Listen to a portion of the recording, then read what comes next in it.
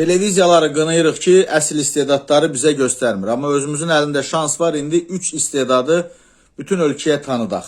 Onlardan da biri çox maraqlıdır. Mikail Müşfiqi xatırladır. Demək olar ki, eynisidir. Dinləyin, mənim videolarım indi ola bilər ki, az bəyənmə vurursa. Heç olmasa bu uşaqların videosunu daha çox bəyənin ki, bütün ölkə tanısın və gələcəkdə musiqimiz belə gənclərin əlində olsun.